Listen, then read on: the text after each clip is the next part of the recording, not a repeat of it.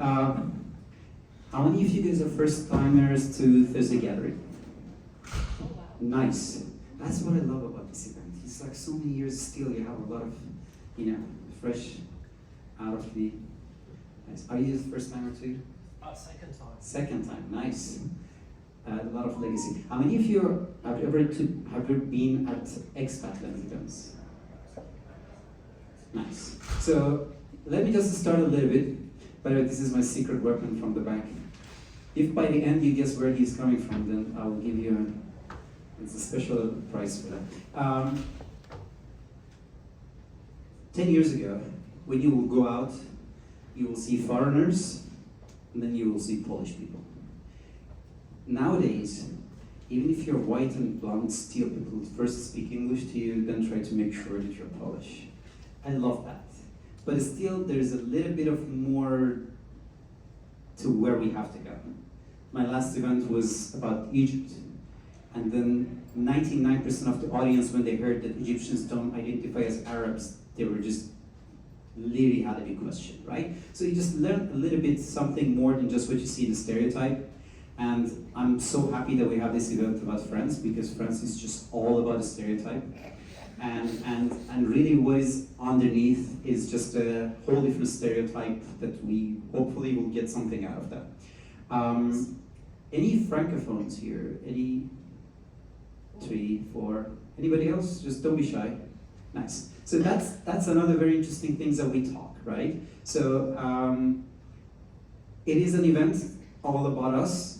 Honestly speaking, and I mention it every single time in the event, I really like even my events to be circular, so that you guys really don't think they were speakers. This is just an initiation of the conversation.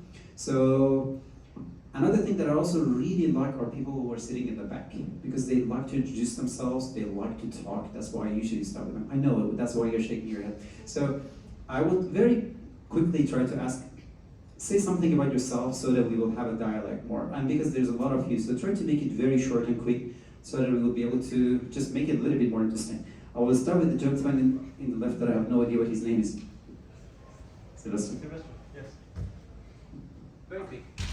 Okay, so I live in Zurich, Switzerland, and I have a French accent, as you can hear.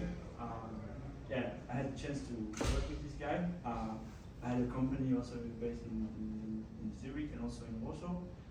So great experience with Poland so far. Since many years, I love this country. We don't do so much between Switzerland and Poland. I hope we will do more in the future. I'm just teasing, yeah. Thank you. Next one. Yeah, next.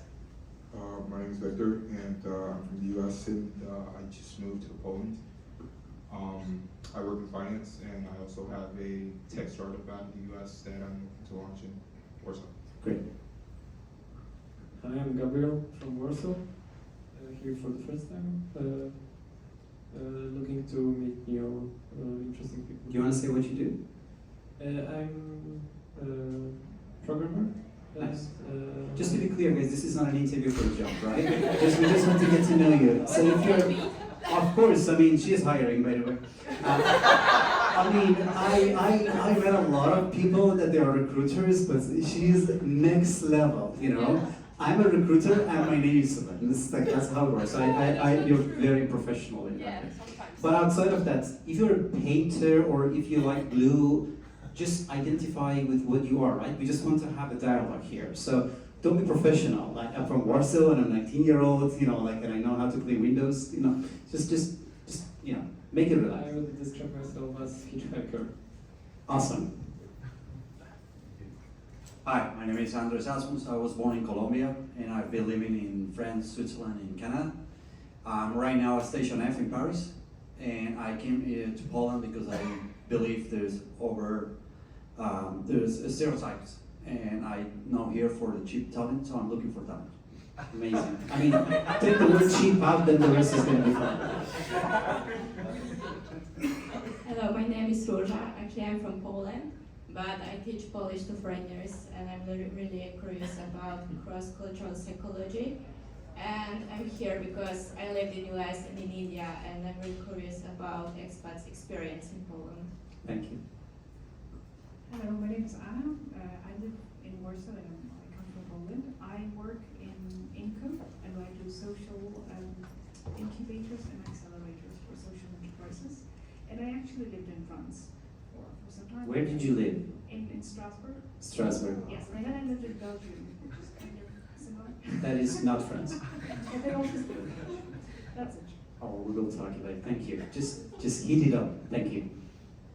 Hi, and my name is Mark. I like people. I like talking to people and talking with people and making people talk to each other. Thank you. So that's why you're an ambassador of Thursday Gathering. Hello guys, my name is Sławek, I'm from Poland. I used to live in London, in Barcelona as well. Spanish. Oh, you mean Catalan? Yeah. Just be careful because Sylvester is going to kill you for that one too. But, yes. Yeah, my daughter, she was 6, and when we moved, she started in Spanish school, and she just straight away learned Spanish and Catalan. So it was a little like a big adventure, obviously. Yeah. So I'm based in Warsaw. Nice, thank you. Hello guys, I'm Asia. I'm working in digital marketing. I'm from Warsaw, I'm Polish, and I just wanted to hear anything about French point of view, about Polish people, and that's all.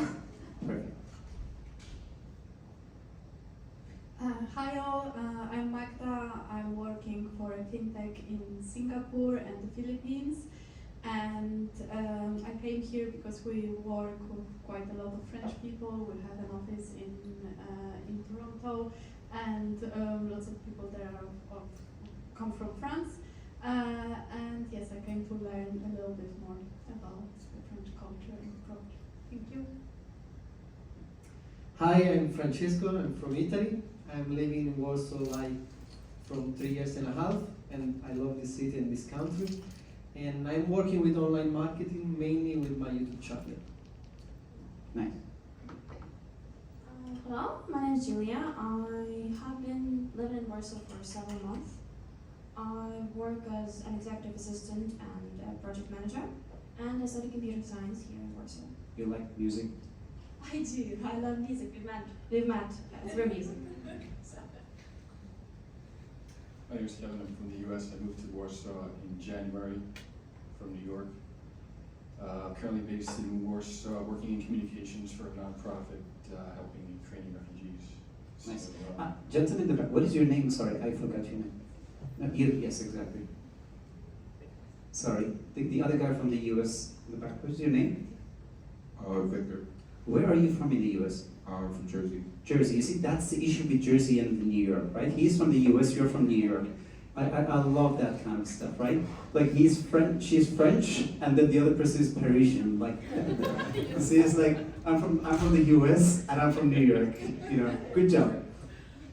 but I'm glad to be here, looking to expand my network professionally and personally here. Thanks. Hello everybody, my name is Christophe. I'm from southern France. I don't like cheese, I don't like wine, I'm vegetarian. I speak English, I'm polyglot, I love Warsaw. I'm here, I'm a co-founder of a startup, an app which help people to help with craving with alcohol and nicotine.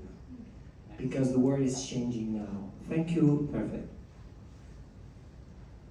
Yeah, the word to me with a glass of wine in my hand, but my name is Elia, I'm Italian. I speak some French also, working in HR. Where in Italy? In the north, close to Milan, Bergamo. So you're Swiss. I wish I was. But yeah. Hi, I'm Mizuki. I'm from Japan. Today I'm expecting to hear the impression about Poland from the view of French people because I have a Polish friend who is very want to go to Paris because she likes croissant, but she's afraid of ordering croissant. So I want to tell her the more honest review for Polish people and make her relax. I love that we're here sitting talking about the croissant reviews. It's like people ask me about sushi here. Hello, my name is Gabo. I live here my entire life. I'm Polish and briefly stayed in Scotland, Glasgow, during my university days, and I work in IT. Hi, my name is Mihoe. I'm from Japan, and I sometimes organize a session here. And Solène was one of the speaker last month. So I'm a journalist and PR planner, and also I'm ambassador for Venture Cafe Warsaw. Ambassador of Poland. Hopefully. Also. Thank you. My name is Dominika. I'm director of programming for Thursday Gathering at the Trent House, and it's great to be back. I'm a great fan of both the host and the guests today. And actually, I haven't been to the session for a while, and it's great to be back because of the fantastic people that this session brings. So thank you, Ahmad, for organizing. Thank you. Dominika is Dutch by heart, and She's expat. in my own country. Hello everyone, my name is Elia. I'm Solene's best friend in Poland. I've been Is here that correct? Yes, it is. How dare you! I've been there for 2.5 years. I work in finance and Schneider Electric, and I love food. I love tasting new places with this girl, and many more things. And well, thank you. And please try something else than croissant. We have many other pastries and tarts and. Hello everyone, my name is Tariq, I'm from Istanbul, and thanks for having me. See, again, not Turkey. Hi all, I'm Eddie. I love people. This is why generally I tend to come here in Thursday Gathering. I love networking and just any outdoor activities and, positive energy. And that's it. Thank you all. You will find a lot of it. Hi there, I'm Tomasz. I'm a Pole and aspiring francophone. That's my name.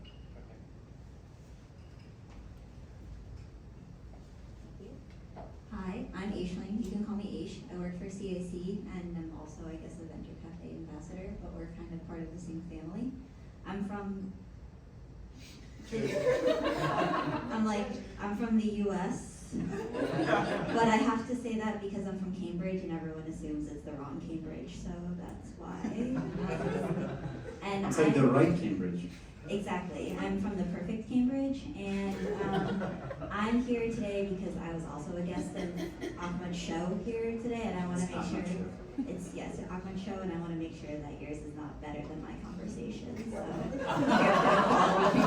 In case that you guys forgot about the rivalry between the French and Americans, that's a good reminder. So I'm happy you're not from Louisiana because that's a whole different story.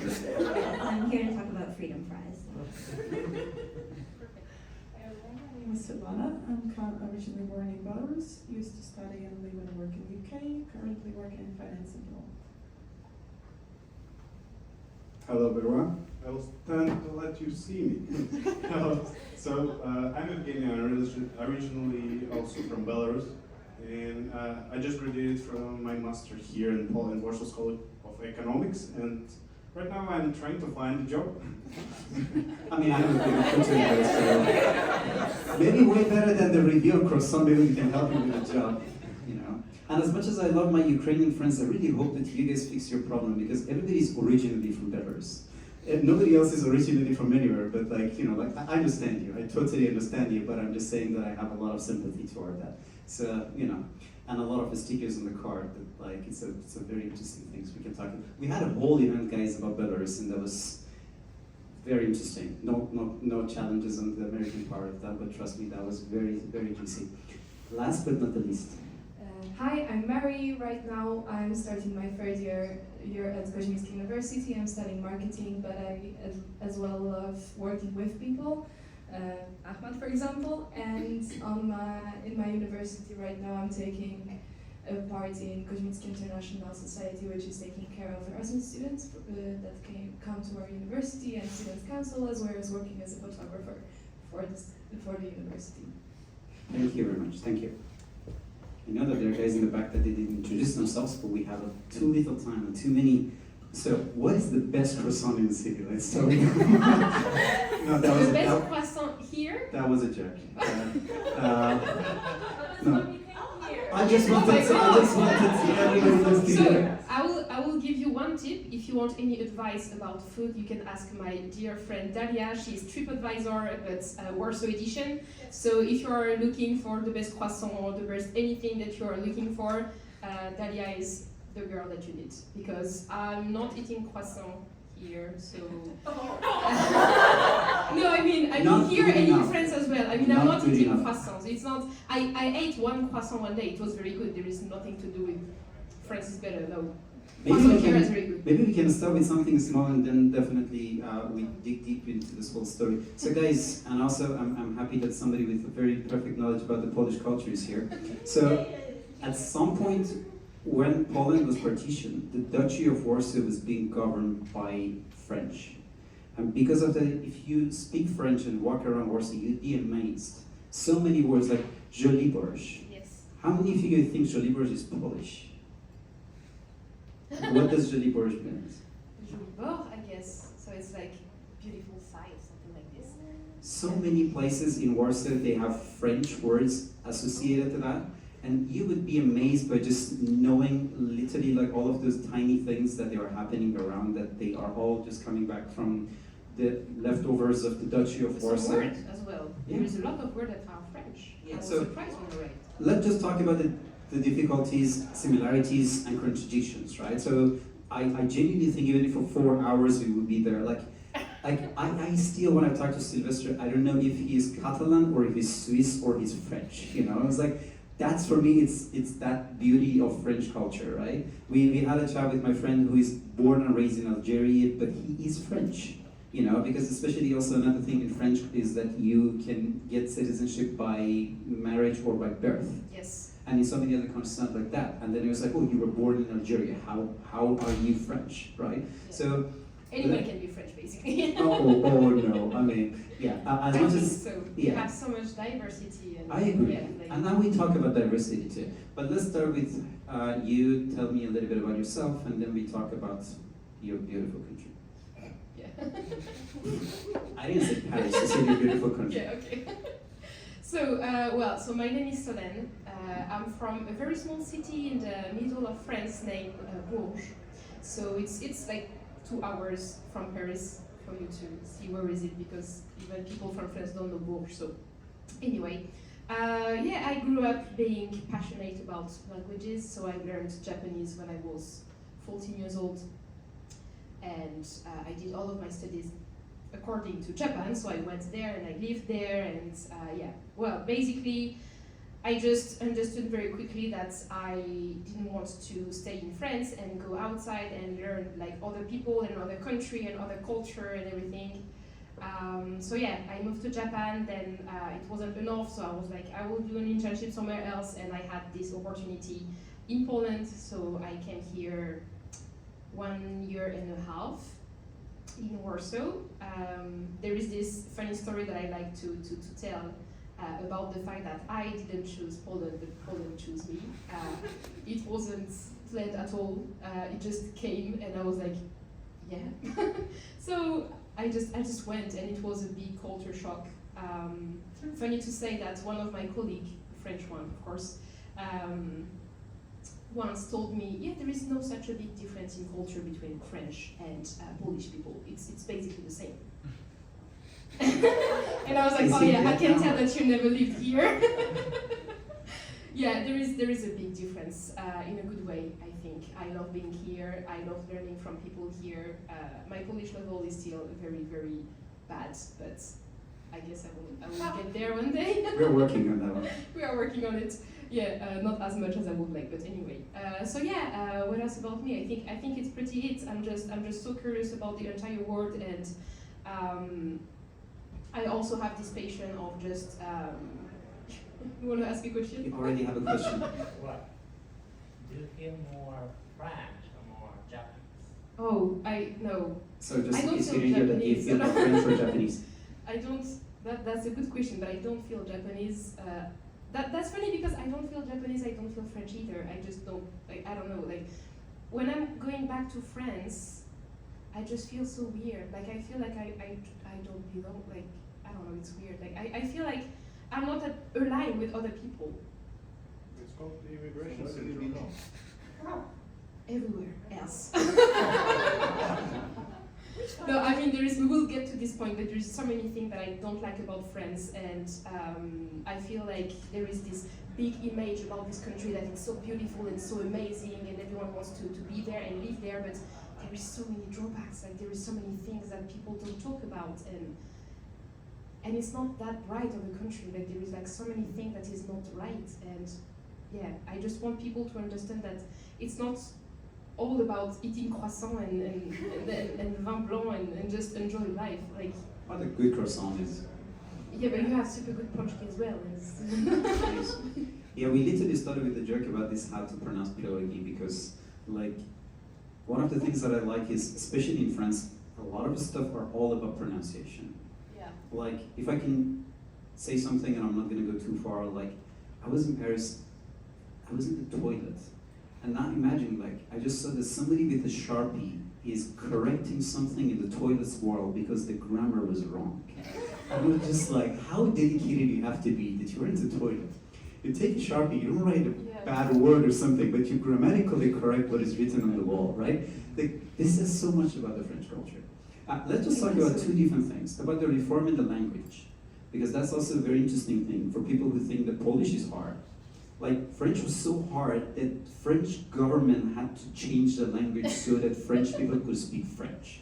We're changing it every year. There is new rules every year to make it easier. Like, I don't know if you ever saw, of course for the French speaker, but I mean for people who do not speak French at all, I don't know if you already saw this cute little hat on some letters, very cute, means nothing. Well, it means something before, but not anymore. Like, it doesn't change anything in the pronunciation.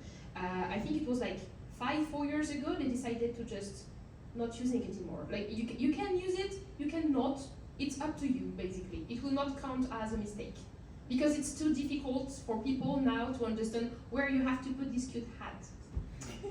So yeah. How many of you know what email means in French? Like, how do you say email in French? Because the government literally puts names for all the words that they are even in English. Yeah, because we want it to be super French. So. But when half of the French people don't know how to say it, that is I don't even know. Message électronique? Yes. It's like courier, so it's like. Courriel? Oh yeah, that's true. So now I'm speaking. I'm teaching you French. So next lesson. Thank you. So, Thank you. Like that's funny, right? So it's just like you are reforming a language that even natives are having a hard time speaking it properly. Exactly. And that says so much about how much this country is, if I can call it an experiment. Not to even say the same thing about the US, that like so many other countries that they are established, they are still in progress. And that's why like there's this beautiful things about quantum physics that is, if you understand quantum physics, you don't understand quantum physics. I say the same thing about French, you know? It's like, if you know exactly what France is and what French people are, and I was like, you definitely don't know that. Yeah. So trust me, by the end of it, you might know a little bit more about it, but trust me, I really try. It is a tough nut to crack. So if somebody would like to, not to know the France that is on the TV, or like, you know, like this ooh la la, you know, like I just We're can't. using it a lot, by the way. But yeah. And And what is piff. not the cliché? What does the word piff mean? It's like, yeah. It's only French people using this. It's like whatever. It's so meaningful, you know. Like when you want to say a lot of things, but you're too polite for it. So you're like French person is too polite. I know, but I mean, in a professional, matter, we are kind of those people. This is something that is extremely different with Polish people, I think. Polish people, in my opinion, they are pretty straightforward. If they want to tell you something, they will tell you something. French people, they will just tell you whatever they want to tell you, and then they will tell the contrary to other people. Like, they will try to be super polite in front of you, and then they will turn back. And not everyone, of course. Just understand that France in general, it's an extremely diversified country. No one is the same, so I'm not putting everyone in the same bucket. But it's just my experience, and this is something that I can notice with most of the French people. Usually, this is how they act. They will try to be polite, but then they will. Talking about politeness, we're just gonna keep this act clean. But if you guys did not watch the swear words in Matrix, it will change your mind. Just your whole life is going to be a different thing. Just please, this is like a 30-second clip. So it's like alien, whatever you can call it, and he chose to speak French. And he tried to explain, because he's an alien and he's like a mighty creature, and he chose all the languages in the world, why he chose French. Watch it, you will love it. I know that even you can't say that, but as I said, I want to keep the act clear. The one that you showed me, Yeah, right? yeah, It was good. Yeah. Another thing I also love about French as a swear word is that sometimes swear word is so poetic and it's so smooth that I know a lot of French people that they say it to somebody's face when they do something rude, and they even laugh at them and they say thank you. So that's the part that I love. I invited my friend Valley to come here. Unfortunately, he had something and he didn't show up. We literally had that conversation. So he said that he held the door for a lady, and then like she just left without even talking anything to her. And then he did that, and the lady came back and was like, "Pourquoi?" And I was like, "What?" And I was like, "Oh shit!" So she speaks French. So I'm just saying this kind of stuff happens quite often. But not to derail from the topic. Explain what France is in your opinion. Not French as a francophone. Yeah, just let's just go out of the stereotype. Out of the stereotype. Wow. Okay. For me, should I talk about the advantages or the drawbacks of it? Sky's the limit. Okay, I will start with the positive, probably. I will talk about France, not French people in general, but France. Why do I like this country? Because of the diversity, as I was explaining. It's a very diverse country. Basically, it's one of the countries where, you know, when you see someone in the street, you just can't say the person is French or not, because French can be anyone. So it's, you know, it's like this. Everyone can be French, basically. So there is so many culture mixed together, and this is something that well, some people don't like, but I feel like we are learning so much from other people, from other countries, and this is what I like. We have like so many different cultures, and every city is different, and every city has, you know, their own language. Like if I go to the south of France, there is some things that I just can't understand. So yeah, and if I'm going to the north, it's even worse. So yeah, for me, it's just very diverse, and I love this country because of this. But for me, it was a very powerful country, and I feel like it's kind of slowing down, and people just don't realize this. So we are still seen as a super powerful country, but other countries that was not seen like this, they are getting better, and they are getting even better than France, and no one wants to like say it. If you go to a French person and you tell them Italian food are better, they will be so insulted that they will yell at you, basically. But the truth is that it's true. I mean, I'm sorry, but like for me, French people are so proud of their country that you can't say to them that something is better than what they are doing. If you are telling them cheese from Switzerland is better, oh my god. Oh my god, don't say that to French people. That will be very hard time for you. So yeah. So that will be what I think about French people. What? Was that the good part or? No. For me, the good part is the diversity. I love the country, but I don't like the people. Again, I'm not putting everyone in the same page, but yeah, I find it very hard to connect sometimes with French people when you are from another country. I can see that, for example, I will take my experience in Poland. It's super weird to be an outsider. I don't know if you lived in another country for a long time, but sometimes it's super weird because you're just speaking English to other people and you assume that those people just speak English all the time. But no, they are speaking English for you to understand. So they are making this effort for you, and sometimes we are not realizing it.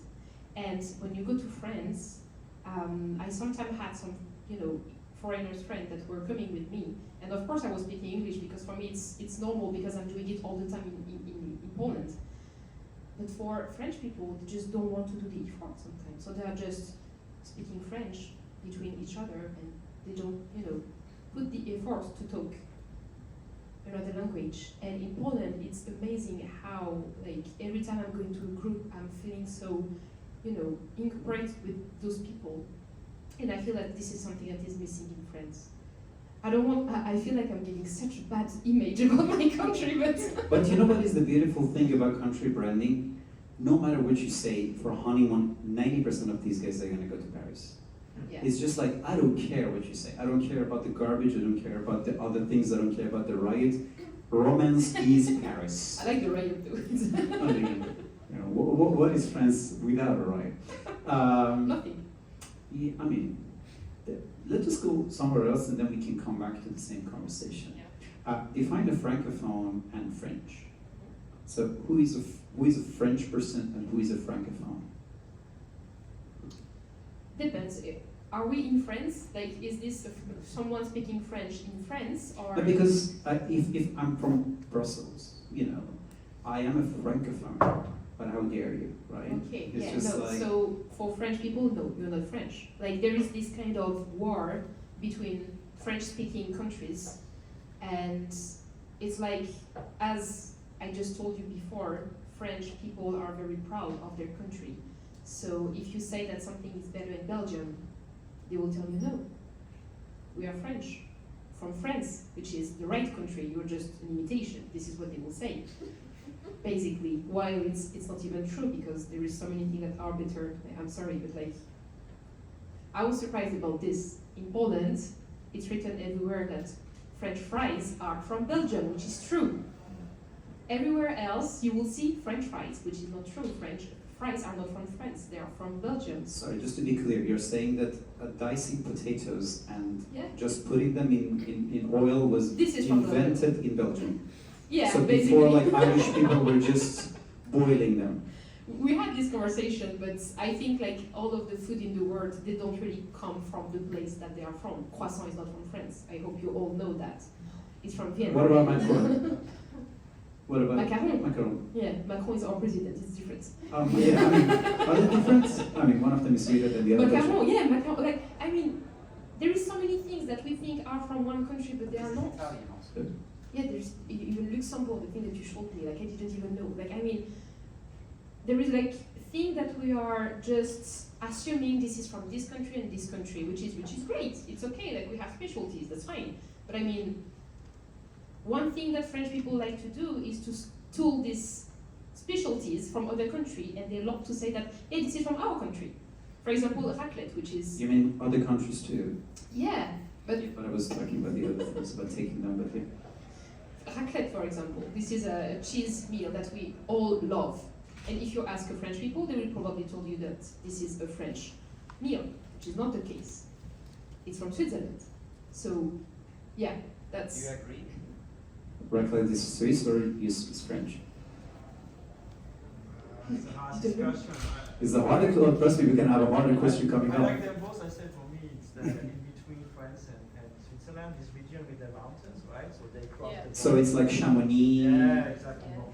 So you're gonna have a good, because just Chamonix is like when Switzerland is too expensive and you still want to be in the Alps. So that's maybe how I have to pronounce it. Yeah, and I also can't agree more about the hospitality in Poland versus France. I was in a camp, like it was like a sport camp. We were almost 20 people. It was me and 2 Ukrainian girls, 3 people. Everybody were speaking English because of us. Like almost like 80% of the people that they all could speak Polish. And now it's funny. You go back to the kitchen, we were just for 3 days together. There were like 10 Polish in one place, all speaking English together, just because they know that we are around. That will not be possible in France. It's even worse, because you're in Paris and you say, where is Eiffel Tower? And I was like, oh, you mean Eiffel? I was like, how many towers are around? Yeah, Like, no, for sure. That's exactly like this. Yeah. or even you learn French, you have like this like traveler's book and you try to just say it. They don't even want to try to just say that it was more or less correct, because your grammar is wrong, then you just have to start But you know why? Because we are so self-conscious about the fact that we don't speak any other language. Like, I have so many friends, they don't speak English, they just speak French, that's it. And I think there is this thing that when you try, and when you're someone that can speak different languages, they feel threatened. They're like, oh my god, this person can speak English and French, and I can't, so I will make fun of this person. This is what happened to me, to a lot of people, when I was younger and we were trying to learn English at school. If you're trying, you can speak with the French accent like this, and no one will tell you nothing, because this is the standard. You speak like this at school. But if you try a little bit harder and you try to speak with a normal English accent, everyone from the class will make fun of you, being like, oh my god, how does she speak? Oh my god. So of course you just stop. Do you see more similarity with American culture than European culture? I don't know American culture, so Just not speaking other languages, thinking everything is theirs, especially French fries. In this case, yeah. Liking to just tell other countries how to do stuff. Oh yeah, that's yeah. Something in this case, amazes me. 1/3 of the United States was French, and nobody speaks French in the United States. The whole Louisiana, the always go all the way to the north, like into Canada, the current Canada. Those French. Go back to all of those states. Their English accent is thicker than half of the rest of the United States. And French people have very sticky thing, right? It's like we owned this country like 100 years ago, and still people just first speak French, then their mother tongue. So I don't know exactly how you cleanse that part from the Frenchness, but whoever did that job was doing a really good job on that side. Let's just go back to food, because one of the things that I really feel it's a different story is French, to my opinion, correct me if I'm wrong, but does not really have a cuisine. It means that most of the food is a style of French. Yeah. It's not like something that you don't have that. And if there is something, we can just talk about it. No, we do have stuff, but I mean, we are very good at pastries and sweet things, but when it comes to salty food, of course I know some French dish, but this is not something that we eat all the time, like bœuf bourguignon, blanquette de veau, and it's like super, not complex meal to make, but it's super long to cook and everything, and we are not doing it. We're eating like normally, I would say. So there is this big cliche about the French food, but I think it's not better than, I don't know, there is so many better food everywhere, and I don't understand when people are like, oh yeah, French food is amazing. Okay, yeah, what? Which one? Name the one. Yes, escargot. Yeah. Okay, which is not really a meal, it's just like a starter. But yeah, for me, we are very good at sweet things. Like everything, like pastries and everything, it's amazing, and I love it when I'm going back to France. But that's it. I mean, yeah, wine and cheese as well. Bread? Yeah, but look at the bread here as well. Yeah. It's super good. It's guys, not French friends, just others. How many of you guys know what is a boulangerie? Oh my god, okay. I'm a really educated audience. So would you like to talk about the difference between the French culture when it comes to the place that bakes bread and the places that they have sweet bread? So pâtisserie and boulangerie. Exactly. Yeah, well, usually that we are doing both. It's boulangerie pâtisserie, and you just can find everything here. But yeah, you have boulangerie for bread, and you have pâtisserie for sweet things, which is sometimes two different places. So yeah, but no, I think the more we are, evolving in the sweet things and bread and everything in France, the more we are just gathering all together. I feel like it's you don't really find any pâtisserie by themselves. Usually you find boulangerie pâtisserie together, so pretty much the same. And how many of you guys think that the Polish bread is good? Polish bread is good. Okay, I like that part. What do you think about Polish bread? You don't like it? I stopped eating bread. Oh, you stop eating bread. Yeah, okay. If you're not alcoholic, let's don't talk about the taste of vodka. Just it's like I don't like a Polish bread because I don't like bread at all. It's not that I don't like. I like it, but in here it's you just when you came to Poland, you stopped eating bread. Yeah. That's a good thing for people who have diets. It's just like if you cannot stop. This is something that I really don't know. In Italy and in France, I just can't stop eating bread. Yeah. It's like the bread is so good and the culture. Not here? No. Really? Yeah. Find guys, give me, I know 2 restaurants, give me third restaurant that when they bring you bread, they put it in a proper, like a, Yeah. like they literally dump the bread in the middle of the table. I was like, guys, you're making this stale. Like, how hard is it just to bring the culture with the food there, right? Another thing that again I really like about the New York culture is like they go and they 2 seconds you knock on the bread and just like, this is a bread that I want to have and this is a bread that I don't want to have, and like seriously, like how many of you guys buy your bread from Carrefour? How often is it just that you buy bread in Carrefour in France, not in Poland? In France, pretty often because It's a really good bread. It's not good though. No. I'm talking about in comparison to the bread that we have here in Carrefour. Bread in Carrefour is Yeah. in France is better than bread here. Yeah. I don't agree. Really? Okay. I really tried it. I was extremely surprised with Auchan and Carrefour when it comes to how good garlic. There is so many good boulangerie here. Like Run by French or? no, but I mean like there is so many. I don't know. I ate so many good bread here. Like I'm not a huge bread eater. I would say. So I'm not sure, but I like it here as well. So let's just talk about the Polish food. Yeah. So now we're gonna turn the table on the other side. So what is your favorite Polish food? Wow, my favorite one. Oh my god. Okay, sweet or like salty food? Just. Okay, so I will say Sky's the Polski, limit. I guess. Polski is just another level. And salty food, I think Borscht. I love it. It's so good. Like I had a phase when during 1 week I was having Borscht every night during 1 month. Sorry. Nobody has an objection regarding Borscht being Polish. I mean, it's Ukrainian Borscht, that's what it's named. Yeah, someone, it's... Is that correct? The one thing in Borscht, like red Borscht, is something else. So there is a red Borscht, because There's there's also white. there's also the white White one. Borscht. There's Which also one is from one. Ukraine? The white or the red one? I don't know, but Borscht. Thick one. The thick one. Yeah. So the thick. Yeah. That's really interesting because regardless of all the conflicts politically and personally and everything, just food brings everybody together. And that's one of those beauties of that. Let's talk about France a little bit from south to north. Would you be able to somehow try to separate them somehow? I mean, not politically, of course, but like, how do you feel like if somebody's from north or south or east and west? Is there some sort of like a way that you can try to somehow?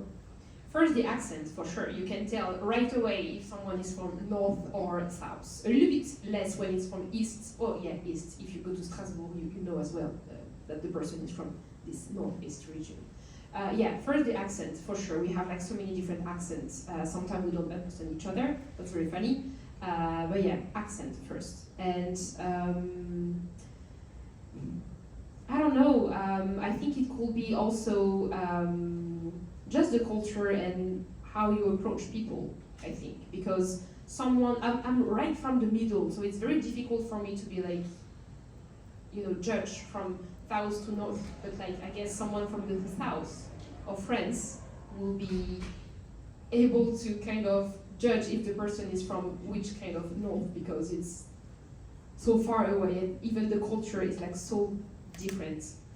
For me, I can feel it's better like from south to north than from Brittany to Strasbourg or something like this.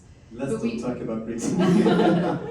But the thing that is nice is that we are using different words for each region. For example, the word very. When you want to say very, something like it's very cheap, it's very expensive, each region has their own very.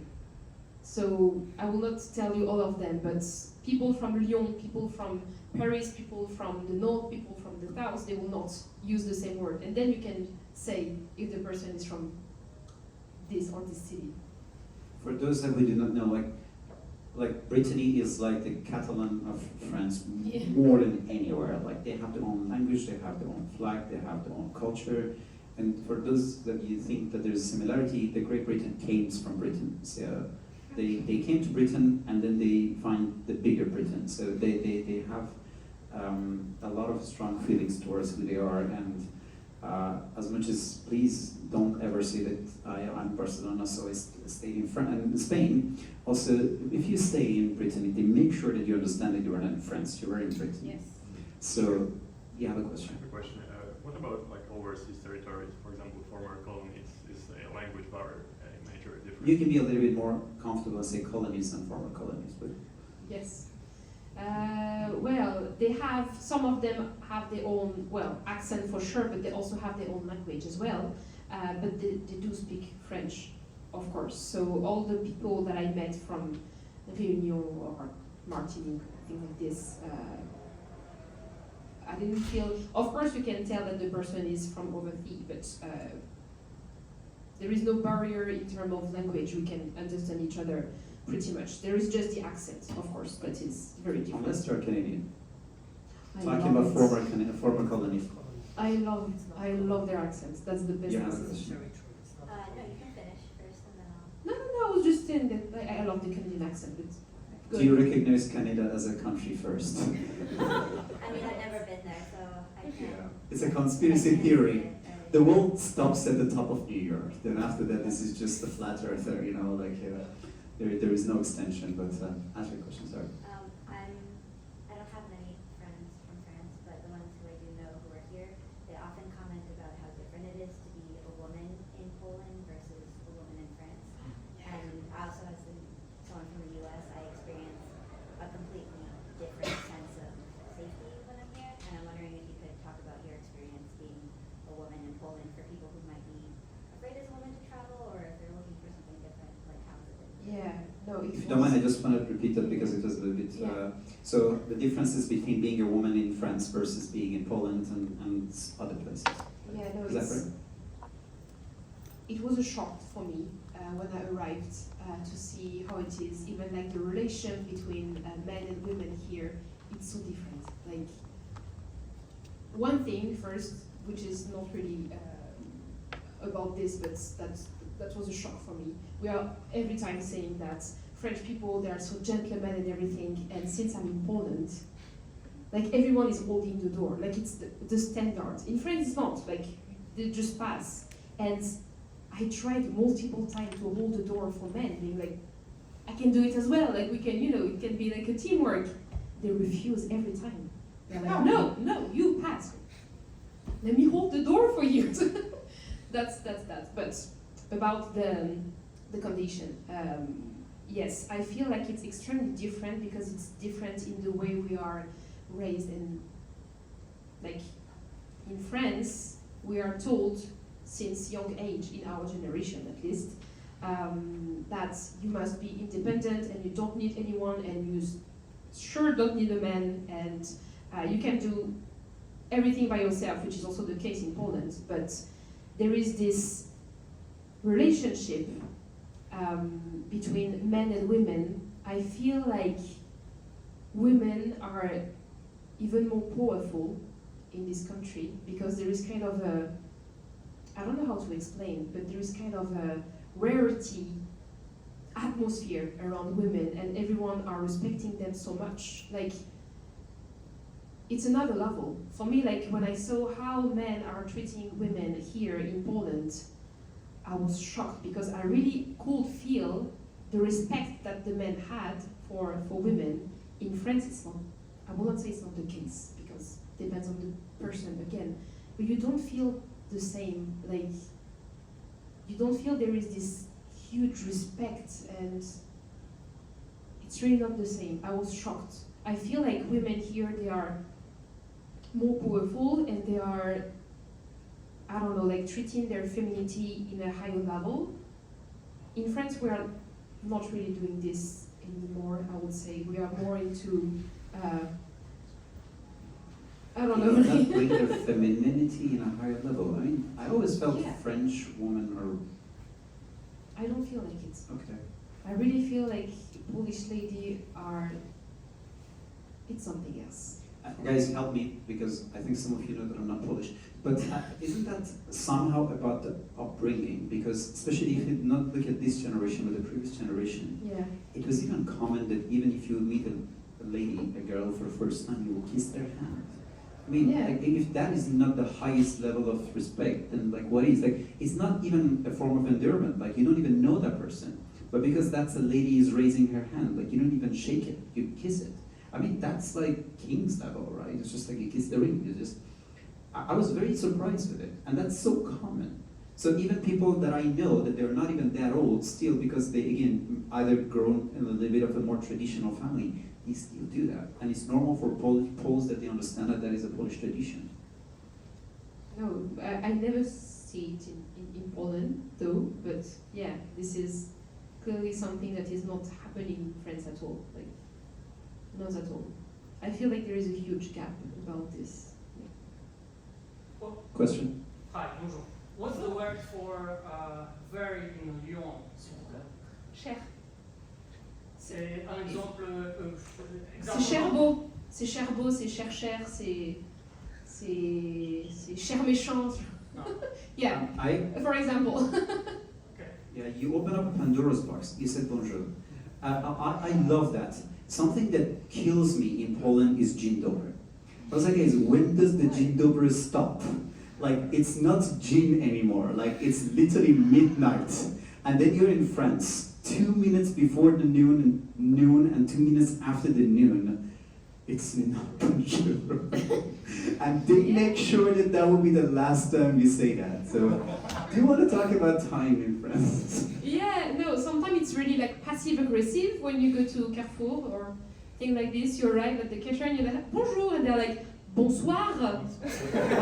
And that's 2 minutes after. Yeah, it's like just like 6-2. Like, you just look at it and I was like, how dare don't look at your watch and just Like, 2 come minutes on. later. yeah, no, it happens a lot. And you're like, okay. It was like, I'm trying. It's like, I know 4 words in French. And I was like, nope, you disappointed Oh, yeah. me because your timing is Yes. not accurate. No, it's true, it's true. It happens to me a lot of time. Like this bonsoir, this passive-aggressive. I'm not even using bonsoir that much. So you're what? Like just You're a bonjour, dzień that's dobry kind of enough. person? Yeah, dzień dobry. I'm never saying dobry wieczór. I'm always saying dzień dobry even if it's midnight. If I said dzień dobry in an evening, No. But something just about this, if Polish people can tell me, because this is something that was also a shock for me. In France, well, not in Paris, I don't know about Paris, but at least in my city, when you see people, you know, in your residency or near where you live, you say bonjour, even if you don't know the person, you never saw them, but you are, you know, next to my house, so I'm saying bonjour to you. And in where I live, like I'm meeting people in the corridor, things like this, and I'm always the one saying dzień dobry. If I'm not saying it, no one is saying dzień dobry to me because we don't know each other. I understand that. But I mean, is this something in Poland that you don't say dzień dobry to people that you don't know? You don't. You don't. Simple answer, you don't. You don't. Okay, that was a quick answer. No, we do, not in Warsaw. Not in Warsaw. Okay, yeah, that's. The more often you do it for. Okay. We had a very we can in-depth- argue, but I live in Bielane and I do say good morning to everyone because Ah. it's a very like close community, just one street, you know. Okay. Bielane are That's now a part of interesting. Warsaw. So, guys, take notes. I could argue, you know, I could argue. You're too close to Łódź, that's why. It's like, they're worried about just calling you. Yeah, we had a very in-depth conversation about banana, about Poland and banana kids and everything. It's for another topic to discuss, but going back to what you say, something also was extremely culturally shocking for me was the word friend in Polish. Like, the word friend. Like, I just was going out with some people and I was like, let me introduce you to my friend, and I was like, I'm not your friend, you know? Because Oh, in France, you mean? no, in Poland. In Poland. Because oh. in Poland, like, you have different words for friend. Yeah, So yeah. for them, friend is Yeah, the true. best friend. And I was like, I do know you.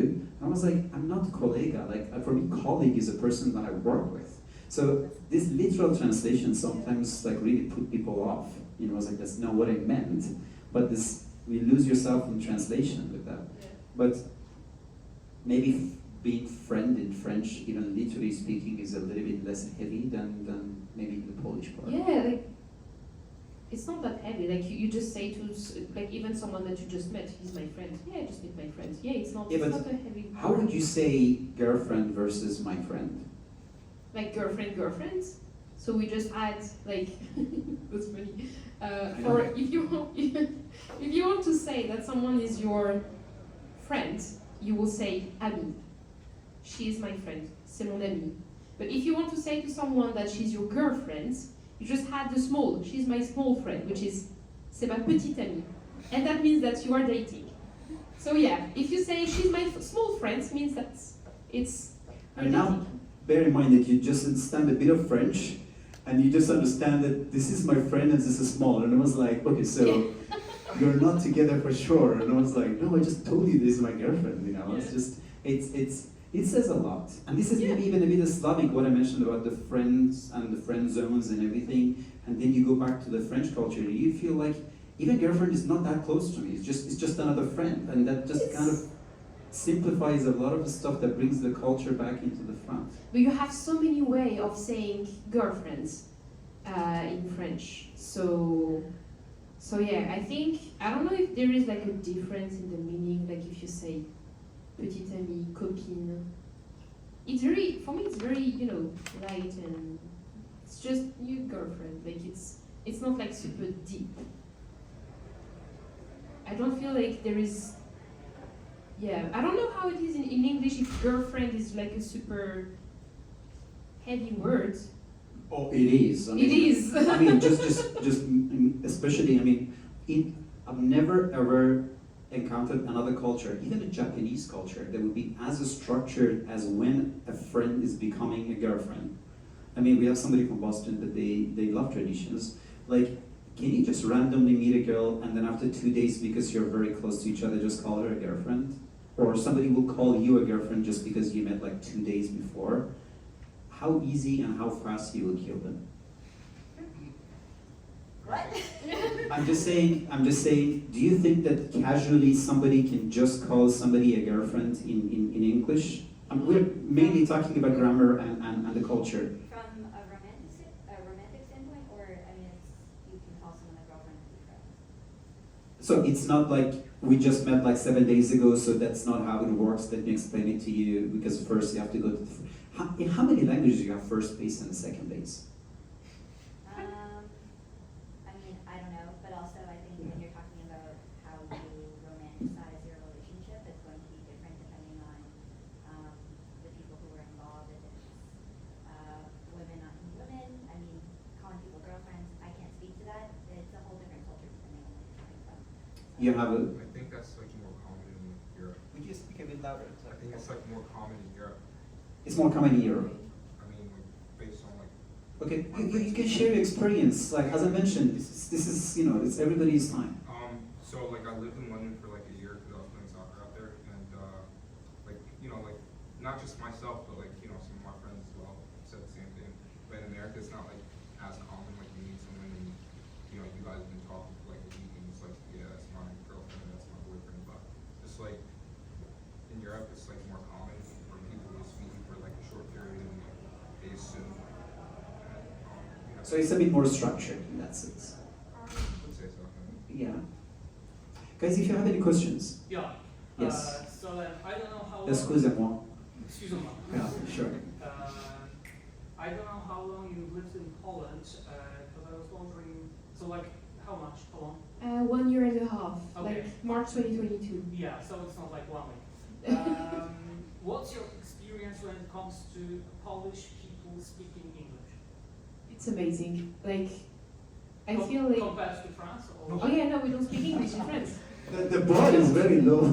Yeah, no, completely. No, I mean, I'm a recruiter, so I'm having international projects, but I'm also having some local projects talking with Polish people. Of course, I have to speak in English.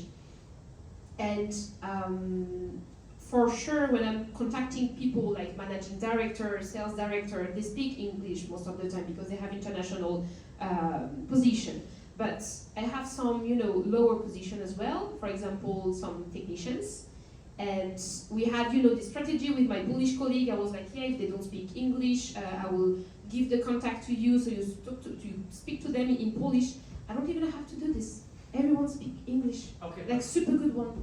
this is professional context. What about non-professional? Same. Really? Same. When I'm meeting Polish friends, I'm always, you know, like kind of worried. I'm like, people are like, yeah, come meet my friend. And I'm like, yeah, but I don't speak Polish. Is it okay? I don't want to bother people. Everyone will have to speak English or whatever. Everyone speaks amazing English. And they're always, you know, like, no, my English is not good. What? Yeah, no, they speak English amazingly. Like, I'm always amazed. Every time I have a party or something with Polish people, I'm like, how is it even possible? Is it in the school system here? Because in French, it's just, we don't. It's a disaster. It's a disaster. I don't know, are you French or? No. Okay. I just speak French. Okay, yeah, the bonjour was on point, so I was like, I don't know if you're French or not. Okay. You're from? Yeah. Okay. Okay. So yeah, Polish people, amazing Yeah, English. thank you for your perspective. Yeah, I have a question. Thank you. But actually, you know, I had experience when I was in France and when I was much younger, I traveled there for 3 months, and someone taught me, if I say, do you speak English? And they speak English, even they're French. But the way it sounds like it's English, but it with very high, you know, French Yes, accent. or very French accent. Yeah, but they speak. You can't understand. If I first if I ask do you speak English and Yeah. they speak English. Yeah, of course. I'm not putting everyone, you know, all together. It's just like common things that I can see in France. Like, there is a lot of people who do not speak English, and for example, in my company as well, we are a French company, and there is a lot of people in Paris that just do not speak English. So yeah, even in professional matter, it's just not something that we are really pushing forward in terms of languages. So. How far is your hometown from Bourges? Boulangerie? Yeah, next to Paris. It's a tiny city. Where is Bourges? It's super far away from Bourges. No, it's even south. Bourges. It's super far away. I think. I don't know Bourges. I never went there. That's in the north. I just want to know if you're from this because you said you're close, but I just didn't know if you're in the north or in the south. I'm right in the middle. So here is Paris, and I'm here. What is the closest city other than Paris to you? Tours, Orléans. Orléans. Okay. Orléans, you know? Okay. I do. So yeah. Okay. In the same You just region. wanted to get the region. Yeah. Anybody from Bordeaux or anybody who knows the region? No. Do you want to Someone talk? from Strasbourg. I know that my wife stayed there for 3 years. Wow. Can't believe. What is your opinion about the region? Bordeaux? I don't like it. It's like Paris but cheaper. That's exactly where I wanted to go. Like, there are No, two. it's beautiful. I don't doubt that. But there are two types of people that they are not from France. People Yeah. from Bordeaux and people from Paris. Yes. No, it's.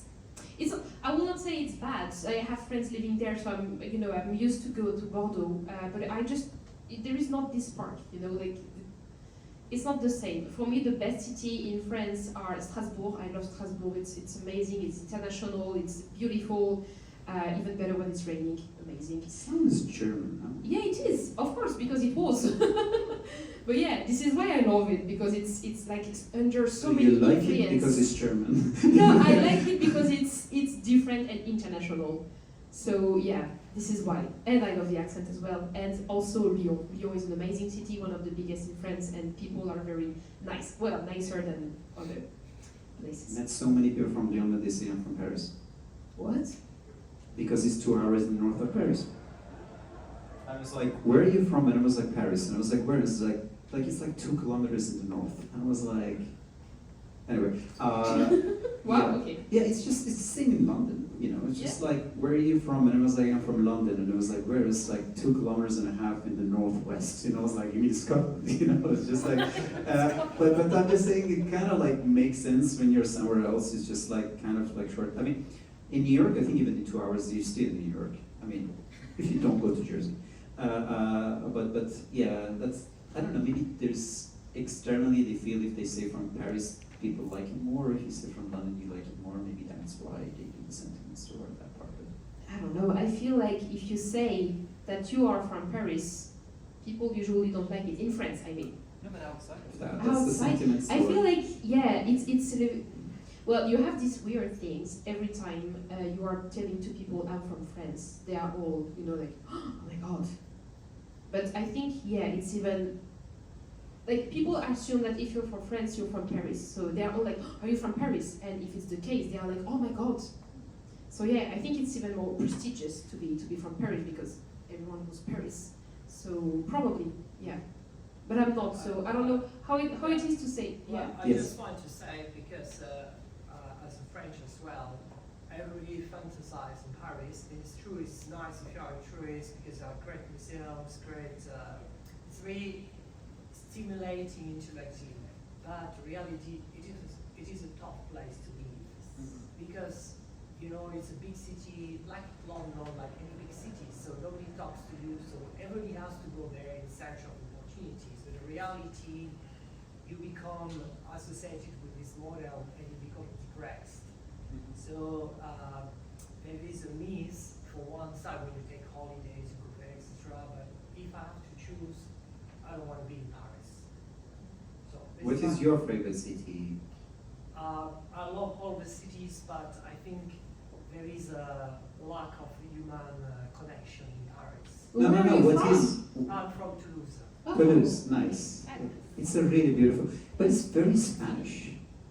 Well, we have the largest Spanish-speaking population because they came after the war, and we are from the south, so we are more used to the sun, etc. So we're more laid back, let's say.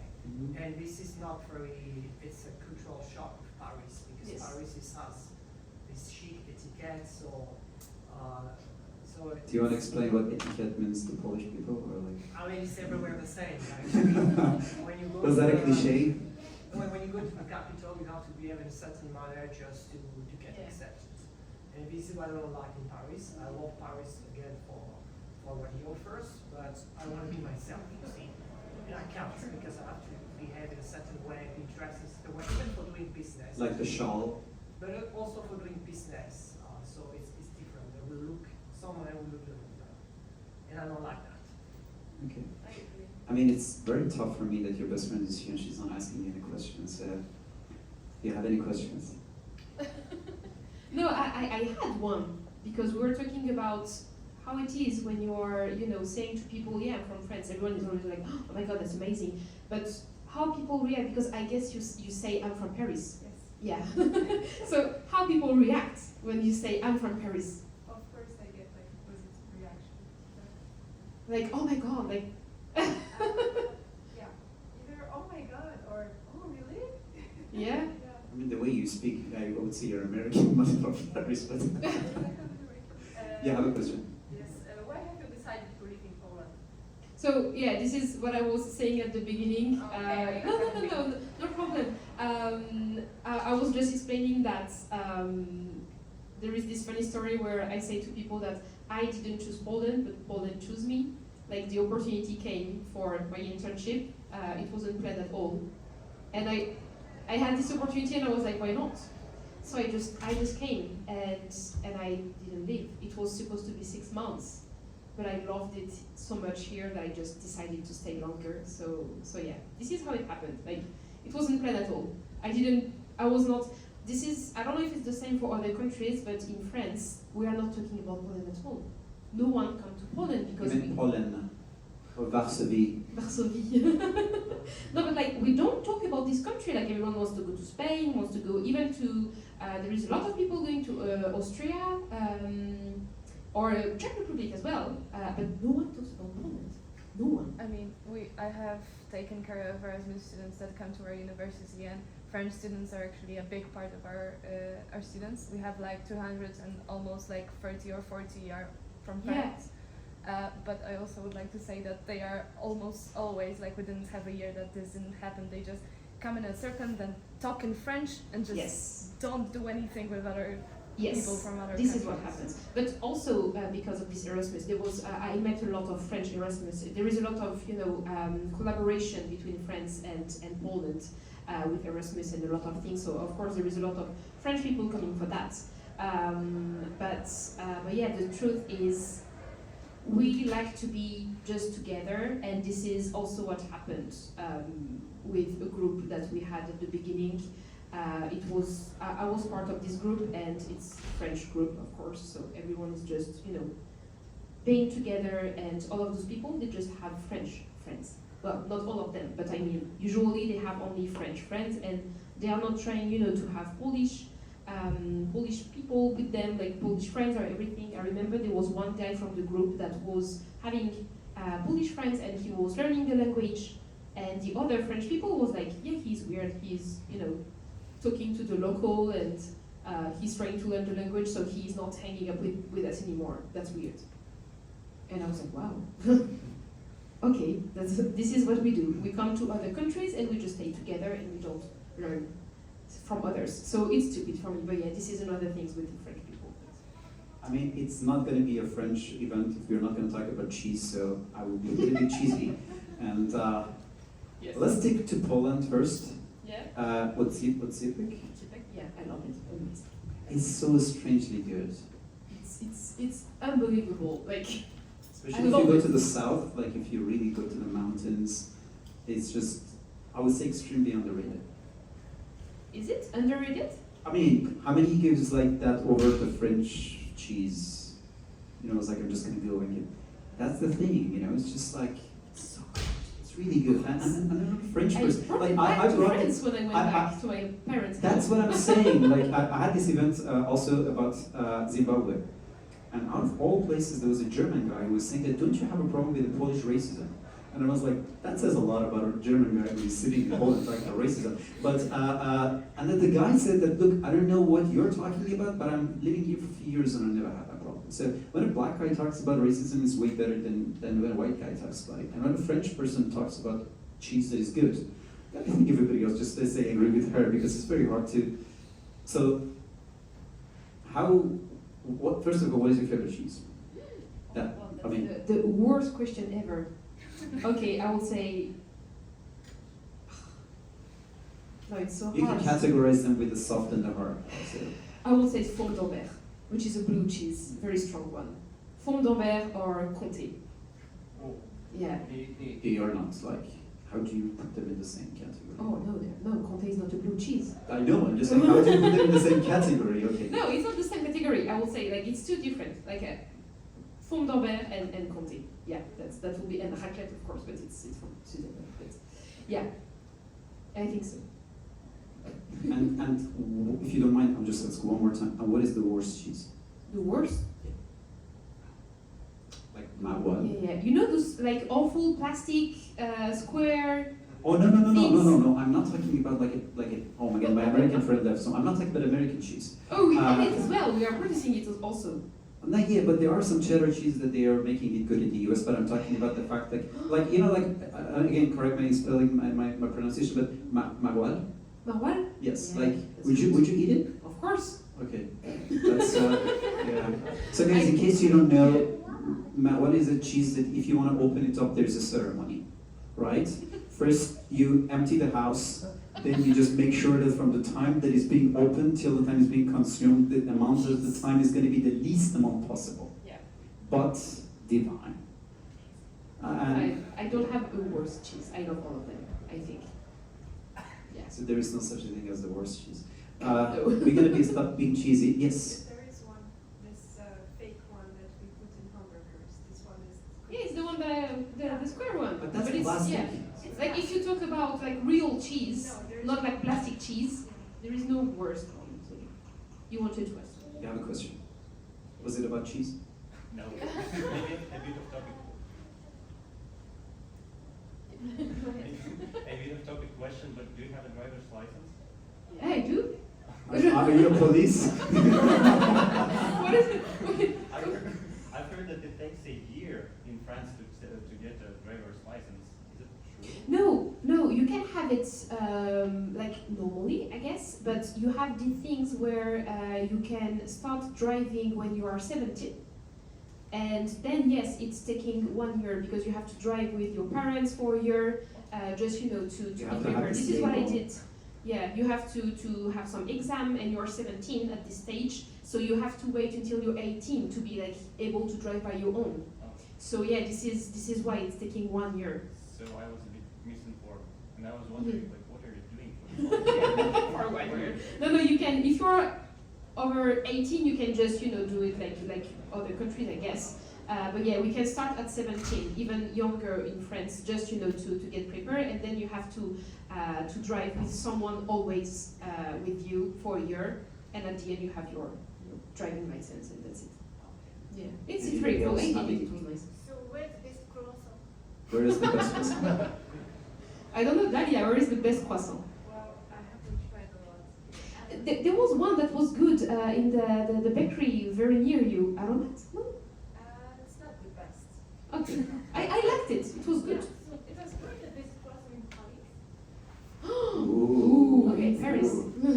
Okay, 1 hour. But in fact, every year there is like this contest where they look for the best croissant each year, and they can even put it in front of their store. So yeah, there are many. So is it true that the taste is different each year? Miho, in France, if your croissant is bad, people will let you know. Oh yeah. Like, you are not allowed just to go to a place. It's like you just say, where's the best coffee in Italy? It's just... Yeah, but after I tried it when I was in Paris, but there's so many options. So Yeah. But, I mean, as long as you really didn't see anything positive from France till now. I would say one thing, they know how to have fun. Like, you see that somebody with just a small cup of coffee and a small, any kind of like like croissant or any other kind of puff pastry that is around, like, they spend 4 hours doing nothing and just enjoying that. I mean, that isn't a skill for me. Like, there was this funny meme that happened during this ride, that there was this couple that they were just having their coffee or something, and there was this fire in the background. Yeah, we have a good sense of humor. That says a lot also about that. It's like, I'm having my life. Another thing also, I would say even better than Paris, you'll see it in like Zurich. Yeah. It's this people watching. I love that. Yeah, like you sit with your cup On a of bench coffee, and- yeah. but then this is not face to face, but rather we sit side to side, and then you see the street. Yes. This is so beautiful. Well, most of the time they're judging people, but Oh, what's wrong with this? I mean, no, I mean, that's a thing. and yeah. what is more French than judging? I mean, No, that's very true. That's very true. It's but in a good way. Oh, It's in a good way, It's just like, and I was like, somebody speaks fluent French, and I was like, so you're not French? And I was like, how did you know? And I was like, pfft. This means like, nobody in France dresses up like that, No, yeah, the positive thought about French people, I think this is very true. We like to have fun. We have a big disconnection between work and private life. I think this is very important. I feel like in Poland, everyone is very hardworking. You put your career very, forward, and you want to. Everyone is pretty ambitious. I feel like in Poland. This is the image that I have, at least. People work actually, and in France, it's like, yeah, you work, but at 5, but not 5 because we don't do the same. We do like 2 hours break for lunch so we can have some wine and everything. In Paris, this is what my colleagues do, I think. But yeah, and then they are staying at work until 7, something like this, even 8 sometimes. But after this, it's like all about enjoying your life. It's not about going home and just go to sleep. Like they are all together going for a drink or going for a restaurant or everything. Like there is like a big gap between the professional and the personal life. It's very important. We even have a law about this. Like if you are connected on your computer on a day you are not supposed to work, the company can be fined. Like your manager will tell you, please disconnect because we can have problems about this. So in yeah. Poland they will fire you, but I mean for not being connected. For not being connected. Yeah. Let's just say that you would like to give somebody a souvenir from France. Mm-hmm. What would be the least cliche type of souvenir? Good question. The least cliche.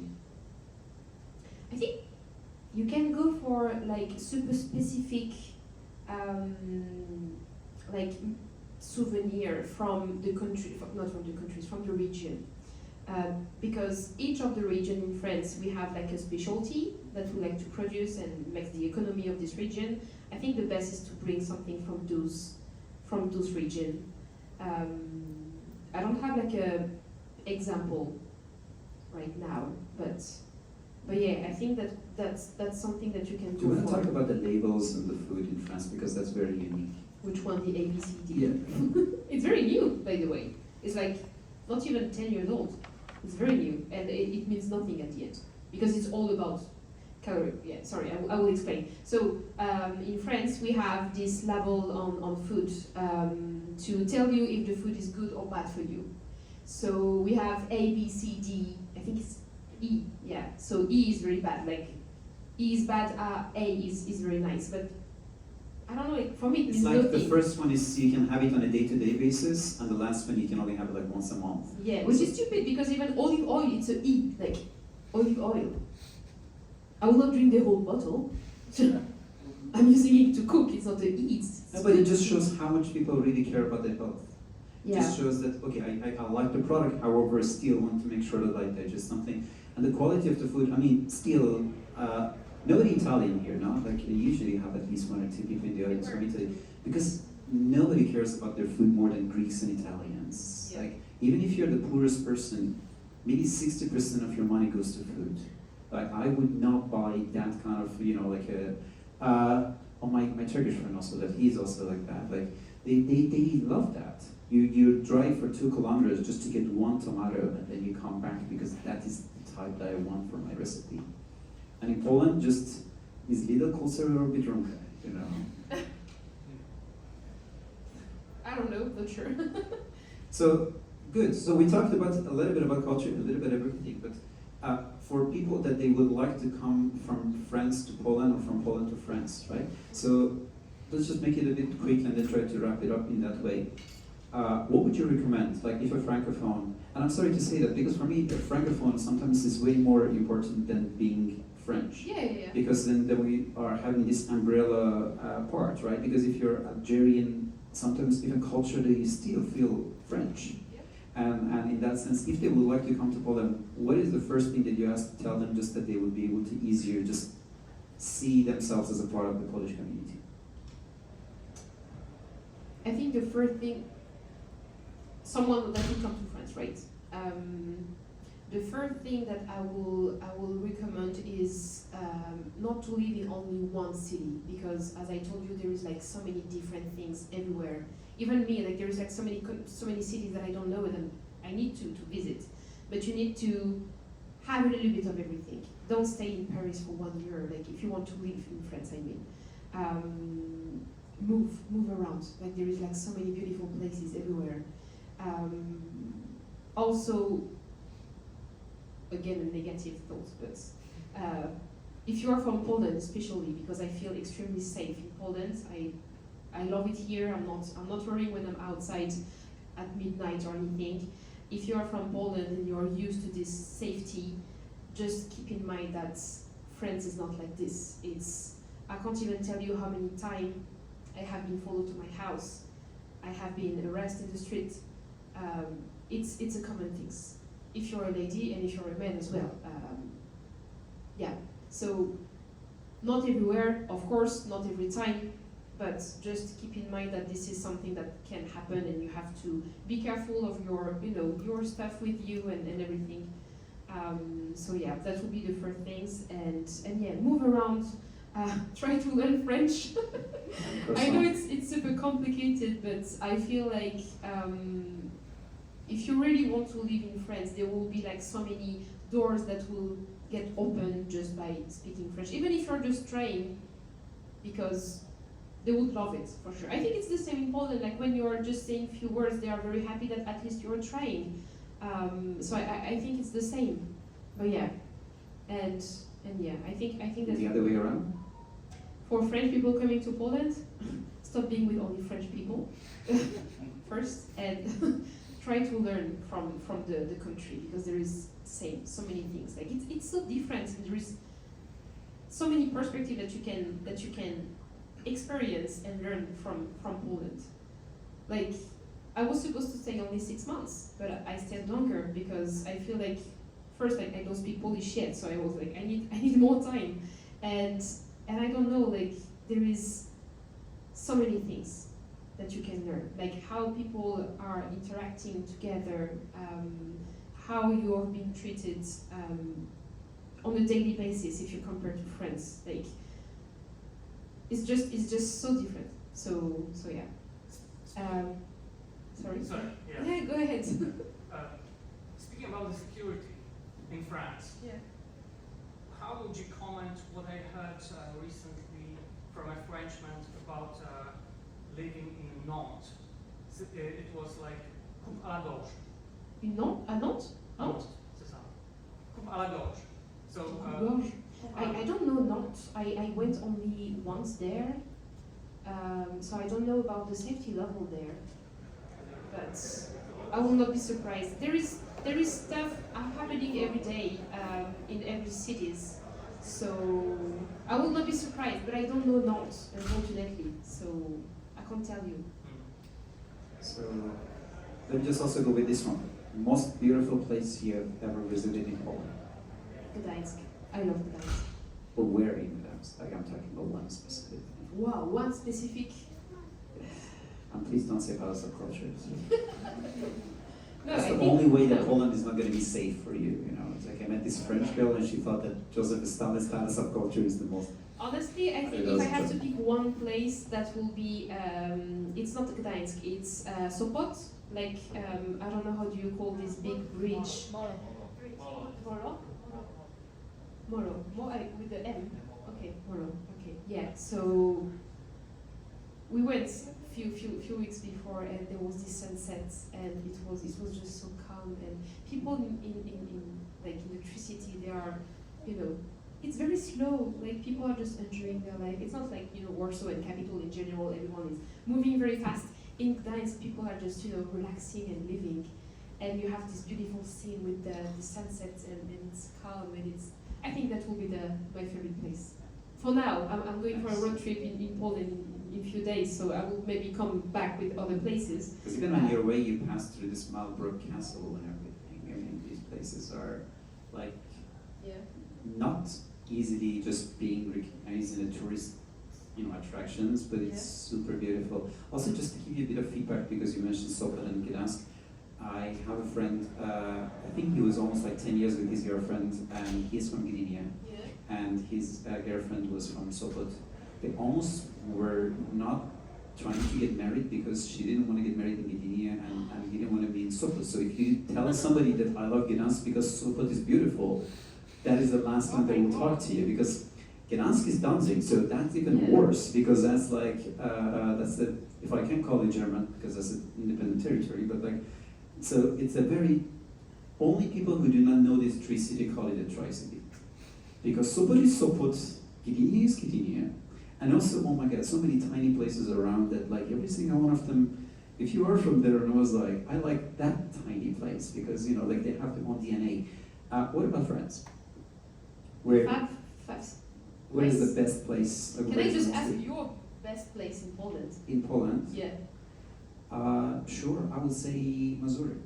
Missouri, okay. I mean, I love the, I'm also very much, I'm sorry, two places I would say, but for the same reason, Morskie Oko, especially if you go in the right time there, and the lakes in Missouri. Like, you don't even think for a second if you take a picture and put it out there. I would even say the third one, and that might show you how much I love this country. Strangely, is the Japanese garden in Wrocław. Because like when you go to Wrocław and you see such detailed Japanese garden with so many cultures are just literally in the middle of it, like Wrocław, German, and Wrocław, Poland, you would be really amazed that for how many years it's sustained that far.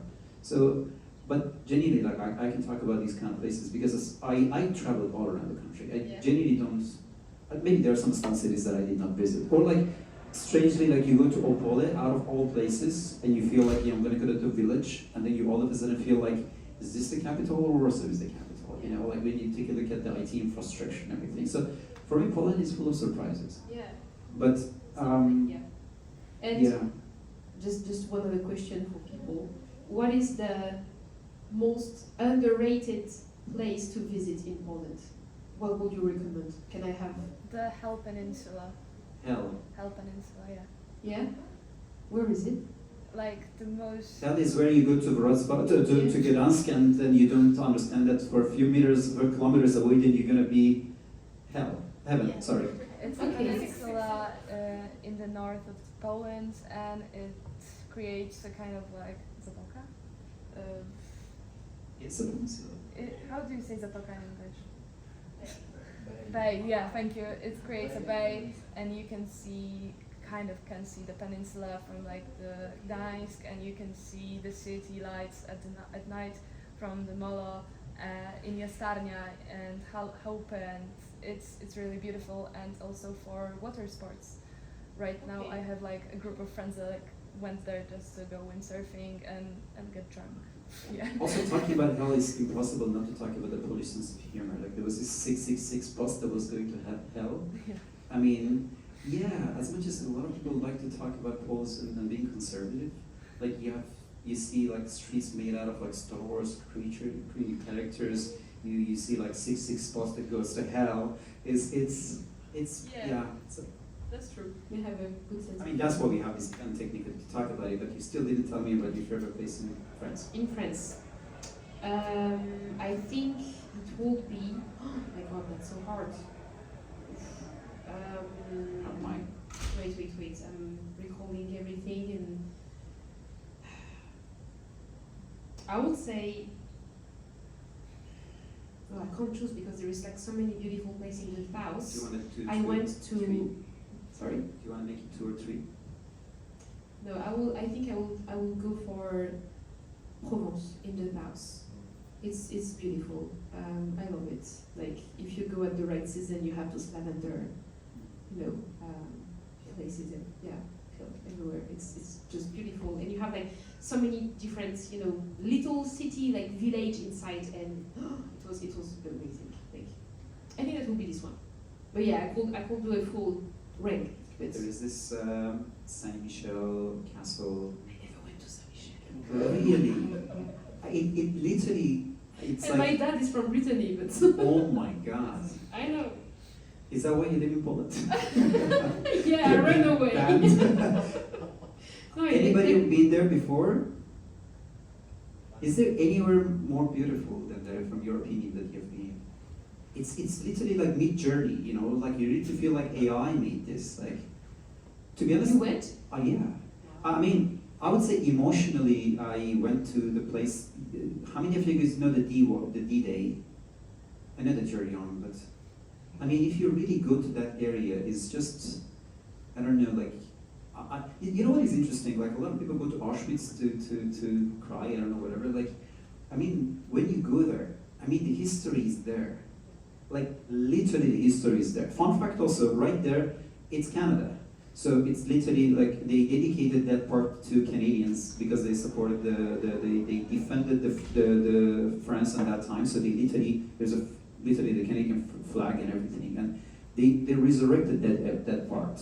So when you go there, you literally see the bunkers, you literally see the holes that they were made out of, the ammunitions exploding and everything there, and you see this massive wall of what do you call this, like a barricade that is like in front of this whole thing. And especially if you watch some more movies regarding the D-Day, it does not take too much imagination to really realize what happened on that day. And as much as I totally agree with you, even the Bordeaux with all this, places with the wine and this beautiful like green scenery and everything is beautiful, but you can have it in other places. Yeah. But like this place, the D-Day, like the Saint Michel, it's just, it literally for me it just comes from another planet. And you see, we talked for more than 1 hour, and we did not even say Eiffel Tower even once. And for those who have trouble with that pronunciation, it's Eiffel. Yes. Yes. I want to ask, what have you learned from Poland, from Polish culture, from Polish people? Because you said something. Yeah. So one thing that I learned, I think, is coming back to what you were just saying, by the way, the importance of history. In France, well, we learn about it, but it's not like we don't talk about it that much. And in Poland, it's so important, and you have to remember, you have to talk about it.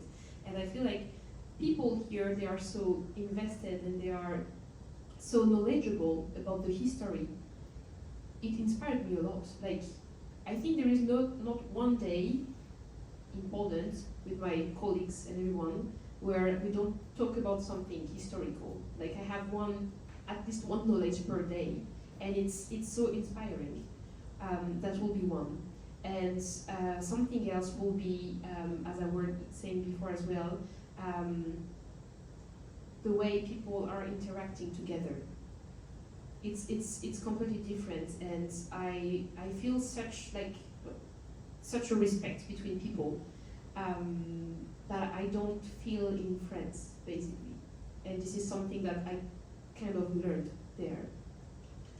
That Is that would be- language? Like we have to like everything? No, I mean like even just like behavior and everything, the way you are interacting with people, the language that's first, but also even like body language, how you talk to people, how you interact, and yeah, it's polite, it's respectful, and it's not the same in France. I don't say that it's bad in France.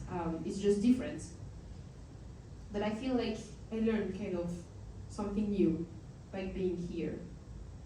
Yeah.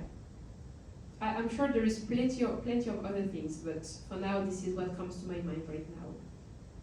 Something is pretty shocking for people that they do not see it, or maybe you're already inside, is like in Warsaw, you just go to a pub and you see there are like 3 girls. They are different themselves. I really appreciate that, because in so many cultures, you go out because you want to find something. Yeah.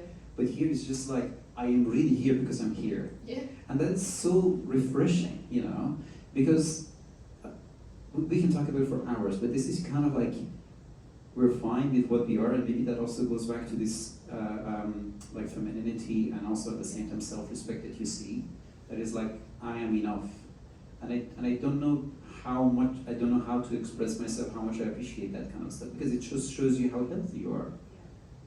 No, and yeah, I agree. There is not working. There is also this family atmosphere that you have in Poland, and you don't have the same in France. Like, it's extremely important here as well. Region to region is different. But Yeah, I mean, talking about what I see, like, from my eyes, but yeah. Guys, France is so massive. It's just, I genuinely think we can talk about it for 10 hours and still we're going to be at the beginning of it. Like, small parenthesis is very important. Like, I did a bit of acting, and we always just keep the stage as cold as possible, because we just want to make sure that people are not going to fall asleep. So I have a strong feeling that right now I'm on stage, more on the other stage than this one. So sorry if it's a little bit too cold here. But it's important, because it is a beautiful country. We did not even talk about art, that is a huge part of the French culture. I genuinely can say that maybe I met a lot of rude people from France. I met a lot of people that maybe not had the best, a lot of stuff. But I would never ever lose an opportunity to ask a French person about aesthetics and art. Because in most of the time you would not be disappointed. And I genuinely don't know exactly where that come from. But from the style of like getting dressed, or choosing a food, or choosing a decor, or all of those things, it kind of had this strange DNA inside that just know what goes good with what. True.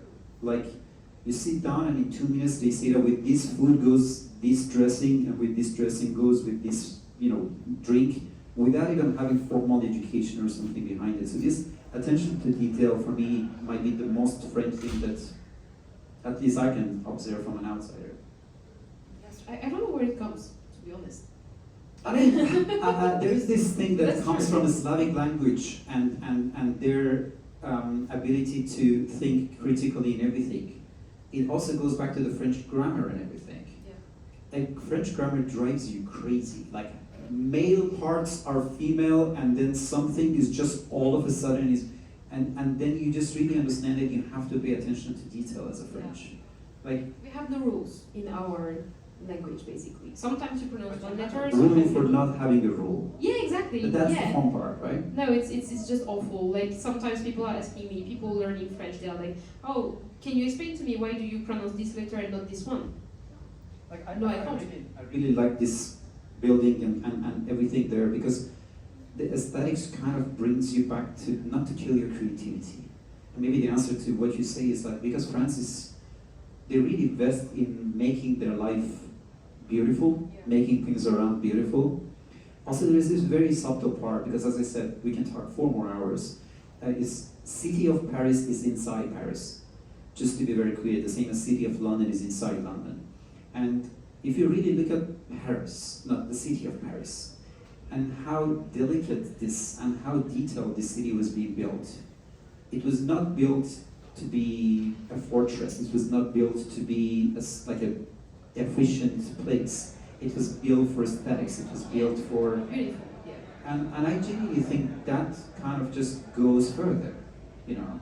And I really don't want to talk about expansion of the Paris and where it is and all the side effects that, you know, like you have with that. But at the same time, I really feel that it might really make sense to also talk about Germany and Italy and Spain and even Portugal and all of those countries in that region. But if you have been into one city, please don't say that I've been into the country. Because every one of them, they have such a specific DNA. Like if somebody is from Milan and then you just say that, oh, I've been into Italy, and then you all of a sudden go to Bari and then go to Sicily. And I was like, am I still in the same country? Same goes with Lyon, and then go back to Paris, and then go to, you know, Chamonix. It's so different, yeah. It's just, you go to Geneva, you would feel way more being in Paris than if you go to Lyon and then try to say that you've been to France. And these are the things that I just encourage you to get out of the stereotype, get out of the things that they are just, you know, like you go to Wikipedia and for 2 minutes you try to say, you know, like this is the country. And another thing is also is extremely interesting is in Poland, you can find a lot of people from France because of, especially politically speaking and economically speaking, there is a strong ties between the countries. So you can educate yourself with that part and then at the same time try to make the best out of this country. If there is something else that you want to wrap it up, you can just finish it on time, hopefully. I think we covered pretty much everything. But I don't know if people have questions. Your best food experience in Poland? Oh, just one, and please don't say it was pierogi. like a meal? Yeah, a restaurant. No, restaurant. A restaurant. Oh my God! I think it was one that I did with my colleague. It was, I can't remember the name. It was not very far away from the old town. It was a Polish restaurant, and I had some żurek, I think.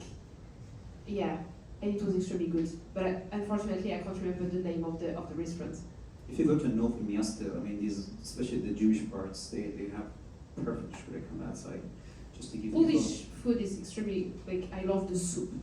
They are making like so good soup. My Polish friends can correct me if I'm wrong, but that Jewish part of the old town makes these kind of soups and everything into a next level. So, yes. I wanted to wrap it up, but we have so many questions apparently here. Guys, thank you very much. These series of events are happening on different countries and different cultures, so if you are somehow interested in talking about your angles or your stories or your countries, please just make sure that you know where to find me, come over, and then we can discuss it. With that, I want to say thank you. Give us very good ideas of, you know, like what France is and what France is not. That was very precious. Thank you very much. Thank you. And also thank you very much, guys, for joining us. Thank you, and see you soon. Thank you.